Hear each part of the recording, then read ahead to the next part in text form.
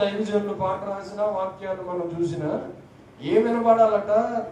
రక్షణను గురించిన ఉత్సాహ సునాదం వినబడాలి.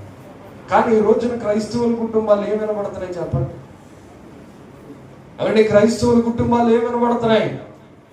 భయంకరమైన రికార్డ్ డ్యాన్స్, భయంకరమైన రికార్డ్ పాటలు. ఏమండి, పెద్ద పెద్ద ఆ హోమ్ థియేటర్స్, లేకపోతే రకరకాల సౌండ్స్, ఏమండి ఇవన్నీ వినిపిస్తూ ఉన్నాయి. అది క్రైస్తవుల కుటుంబమా లేకపోతే లోక సంబంధమైన అన్యజనుల కుటుంబం అని అంటే మనకే కొన్ని సందర్భాలు ఆశ్చర్యం కలుగుతూ ఉంటది. ఏమండి, చుట్టుపక్కల ఉన్న వారు ఉదయాన్నే లేచి మనం అందరం క్రైస్తవులు అయితే కుటుంబం అంతా కలిసి చేతులెత్తి ప్రార్థన చేయవలసిన కుటుంబాలు ఈ రోజున ఎవరి ప్రార్థన వాళ్ళు చేసుకుని బయటికి వెళ్ళిపోతున్న కుటుంబాలుగా నేటికి క్రైస్తవుల కుటుంబాలు ఉండిపోతున్నాయి. ఎవరి ఇదేమి హాస్టల్ కాదు కదా.